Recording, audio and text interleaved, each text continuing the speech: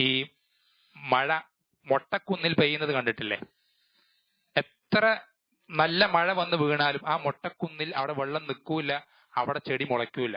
ഒരു ഉപകാരം ഉണ്ടാവാത്ത രൂപത്തിൽ എത്ര ആയത്തുകൾ കേട്ടാലും, എത്ര ഹദീസുകൾ കേട്ടാലും, എത്ര ഹക്കിന്റെ വാക്യങ്ങൾ കേട്ടാലും അത് ഹൃദയത്തിലേക്ക് ഇറങ്ങൂല. ഒരു ചെവി കൂടെ കയറി മറ്റേ ചെവി കൂടെ പുറത്തേക്ക് പോകും.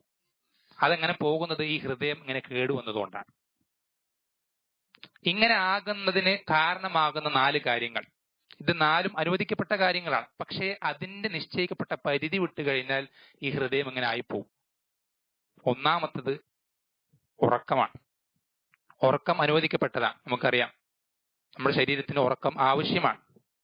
എന്നാൽ ഈ ഉറക്കം എന്നുള്ളത് അതിന്റെ പരിധി വിട്ടുപോയി നമുക്ക് ശരീരത്തിന് ആവശ്യമായിട്ടുള്ള ഉറക്കത്തിനേക്കാൾ നമ്മൾ ഉറങ്ങുകയും അങ്ങനെ ഉറക്കം തന്നെ ഒരു ശീലമാക്കി എടുക്കുകയും ചെയ്തു കഴിഞ്ഞാൽ ഈ ഹൃദയം കേടുവന്നു പോകും. ഒരു കാരണം. രണ്ടാമത്തത് ഭക്ഷണം. ഭക്ഷണത്തിലൊക്കെ നമ്മൾക്കിപ്പോഴും നമ്മൾ സ്വഹാബികളുടെ മാർഗമാണ്, അഹ്ലുസുന്നത്തിന്റെ മാർഗമാണെന്നൊക്കെ നമ്മൾ പറയുന്നുണ്ടെങ്കിലും പരിചയപ്പെടുത്തുന്നുണ്ടെങ്കിലും ഭക്ഷണത്തിന്റെ വിഷയത്തിൽ പലപ്പോഴും സലഫിയത്തിലേക്ക് എത്താൻ നമുക്ക് പലർക്കും സാധിച്ചിട്ടില്ല എന്നുള്ളത് വളരെ സങ്കടപ്പെടുത്തുന്ന ഒരു വസ്തുതയാണ്. നബി സ്വല്ലല്ലാഹു അലൈഹി വസല്ലം പഠിപ്പിച്ചത് എന്താ?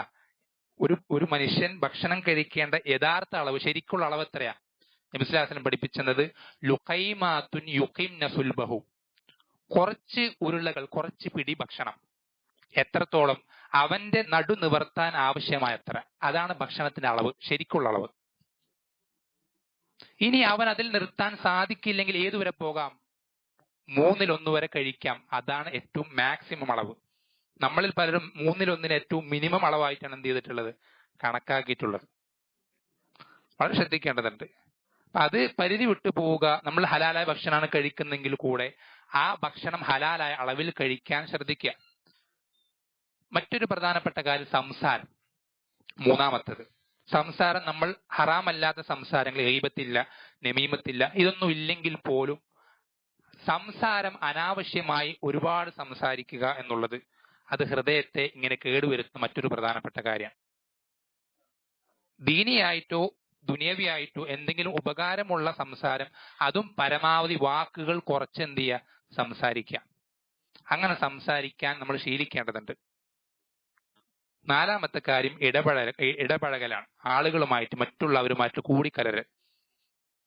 അത് നമ്മൾ ശ്രദ്ധിക്കേണ്ടത് നല്ല ആളുകളുമായിട്ടേ കൂടിക്കലരാവൂ. ഇനി അങ്ങനെ മറ്റുള്ളവരായിട്ട് കൂടിക്കലരേണ്ടി വന്നു കഴിഞ്ഞാൽ അതിന്റെ ആ നിർബന്ധ സാഹചര്യം ദുറൂറത്ത് കഴിഞ്ഞാൽ ഉടനെ തന്നെ എന്ത് ചെയ്യണം? അതിൽ നിന്ന് വിട്ടു നിൽക്കാൻ നമുക്ക് സാധിക്കേണ്ടതുണ്ട്. ഈ 4 കാര്യങ്ങളും അനുവദിക്കപ്പെട്ട കാര്യങ്ങളാണെങ്കിൽ കൂടെ ഇതിന്റെ പരിധി വിട്ടു പോകുമ്പോൾ ഹൃദയം കേടുള്ളതായിത്തീരുന്നു.